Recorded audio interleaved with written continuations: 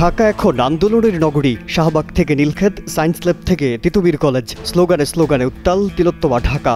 কারখানার শ্রমিক থেকে চাকরিচ্যুত পুলিশ সদস্য, বিসিএস থেকে ইবতেদায়ী শিক্ষকরা সবাই ব্যস্ত হয়ে পড়েছেন দাবি আদায়ে। বিডিআর সদস্য থেকে বিগত সরকারের আমলে চাকরিচ্যুত সরকারি কর্মকর্তারা যারা এতদিন মুখ বুঝেছিলেন তারাও এখন গরম মিছিলে স্লোগান তুলছেন। এসব চিত্রে রাজধানী ঢাকা যেন দাবি আদায়ের শহরে পরিণত হয়েছে।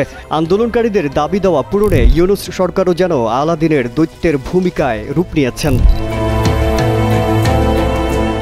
আন্দোলন সংগ্রামের পর নগর জীবন যখন স্বস্তির অপেক্ষায়, তখনই 7 কলেজ আর ঢাকা বিশ্ববিদ্যালয়ের সংঘর্ষ অনেকটা বিষিয়ে তোলে ইট পাথরের এই শহরকে। সমস্যার সমাধান হতে না হতেই তিতুমির কলেজকে বিশ্ববিদ্যালয়ের দাবিতে ফের রাজপথে সরব শিক্ষার্থীরা। এবার তারা সড়ক অবরোধ করে নেমে পড়লেন আমরণ অনশনে। এর আগে ইবতেদায়ী মাদ্রাসার শিক্ষকরা জাতীয়করণের দাবিতে শাহবাগে অবস্থান নিলেও তাদের ছত্রভঙ্গ করা হয়। তবে সবশেষ শিক্ষকরা তাদের দাবি আদায়ে সফল হয়ে বাড়ির পথ ধরেন। এ অবস্থায় চাকরিচ্যুত পুলিশ সদস্যরাও বসে থাকতে রাজি নন। বিগত সরকারের সময়ে হারানো চাকরি এখনই ফেরত চাইছেন তারা।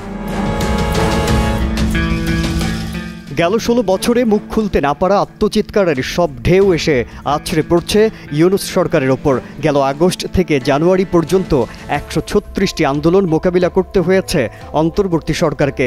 দাবি দেওয়া আদায়ে এ যেন মোক্ষম সময়, তাই কারো আর দেরি সইছে না।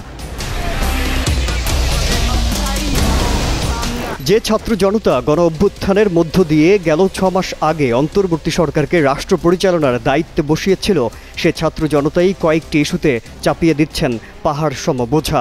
এখানেই শেষ নয়, ক্ষমতাচ্যুত আওয়ামী লীগ 18 দিনের কর্মসূচিও ঘোষণা দিয়েছে। বিপরীতে পাল্টা কর্মসূচি দিয়ে চলতি মাসে মাঠে নামার প্রস্তুতি নিচ্ছে বিএনপি। এছাড়া বৈষম্য বিরোধী ছাত্র আন্দোলন, জাতীয় নাগরিক কমিটিও রাজপথে থাকার ঘোষণা দিয়েছে। তবে কি রাজধানী ঢাকা ফের আন্দোলনের তীর্থভূমিতে পরিণত হচ্ছে?